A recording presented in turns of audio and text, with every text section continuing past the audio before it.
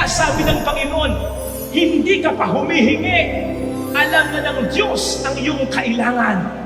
Kasi hindi pa man meron ng biyaya na sa atin ay nakalaan. Ipupush ko, nakapangalan. And to whatever blessing God has put your name on, sa'yo lang yun. Kahit anong mangyari, hindi niya ibibigay sa iba yun. Sa'yo lang yun. So no matter how good we are, ano man ang ating mga ginagawang kabutihan, wala pa rin tayong karapatang to demand from God. Ang ating mga nare-receive na bayaya ay mga privileges lang.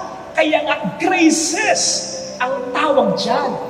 Ibinibigay sa atin ng Panginoon, hindi dahil karapatan natin at obligado siya, kundi dahil mabuti siya at mapagmahal siya. Ganun lang kasimple talaga. Besides, isipin po ninyo, kung ang paiirarin lamang ay ang katarungan ng Diyos, baka sa dinami-dami na ating mga nagawang kasalanan, baka kahit isang piso o kusing, wala tayong matanggap na biyaya dahil dyan. At kung paiirarin lamang ng Diyos ay ang kanyang katarungan, matagal ng gunaw ang sandaigdigan.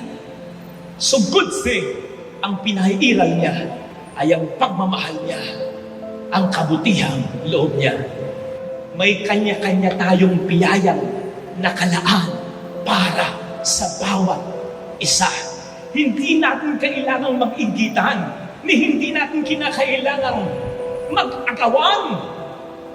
Napakasarap isipin na hindi natin kailangang mag-unahan. Hindi tayo mamumubusan ng biyaya sapagkat sa bawat isa sa atin ay nakalaan. Kaya may batayan yung sinasabi natin, kung para sa'yo, para sa'yo. Kung hindi para sa'yo, ano man ang gawin mong pilit, hindi mangyayaring para sa'yo. Mangyari man, ikalulungkot mo.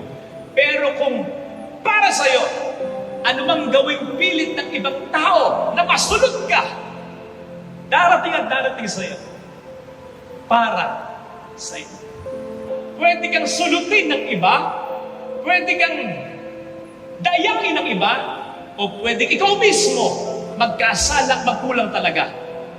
Pero kung babawi ka lang, babangon ka lang, magme-make up ka lang, ang biyayang para sa'yo ay para sa'yo. Kung pwedeng madelay, pero mararanasan mo. O kung hindi man, mararanasan ng mga taong mahalaga sa'yo. Sana mga kapatid, ito ang magbigay sa atin ng pag-asa. Lalong-lalo na sa mga nakararamdam ngayon na tayo'y napag-iiwanan na. Tagal mo nang walang anak. Ang tagal mo nang may sakit. 40 ka na, may jowang walang ka. Ang tagal na ng problema sa iyong pamilya. Ang tagal mo nang naghahanap buhay, nagtatrabaho, pero hanggang ngayon, hindi ka pa rin umaasenso. Ang bigat nito, lalong bibigat ito kapag may makikita kang iba na sa love life, sa business, sa family ay masaya kahit ngayong panahon ng pandemya. Huwag ganon. Huwag mong ikukumpara ang iyong sarili sa iba. Yung blessing nila, walang kinalaman sa blessing mo. Yung blessing nila, hindi binawas sa blessing na para sa'yo.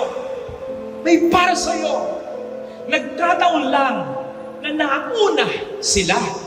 Pero wag ka, hindi mo alam kung anong pinagdaraanan nila. Kaya wag mo silang pakialaman. Walang kinalaman yung blessing nila sa blessing na para sa iyo at sa iyong pamilya. Basta, laban lang. Katulad ng mga nahuling nagtrabaho. Again, nahuli silang nagtrabaho, hindi dahil sila'y makupad, hindi dahil batugan. Ano ang kanilang katuwiran? Walang magbigay sa amin ng trabaho So nandun yung pagsisikap. Kahit walang kumukuha sa kanila ng umaga, naghintay sila. Kaya ang biyaya, na para sa kanila, alaga ay nakuha nila. Ganun din, kapatid, hindi papayag ang Diyos na ang iba ay mayroong pagpapala, samantalang ikaw, forever na wala. Hindi ganun ang magulang sa kanyang anak. Ang Diyos pa kaya, lalo't higit kung ikay nagsisikap at nagtsatsaga, gumagawa ng kabutihan. May blessing na para sa iyo nakalaan. Tsaga lang, kapit lang, wait lang. Amen. Thank you for watching. Please like, share, and subscribe.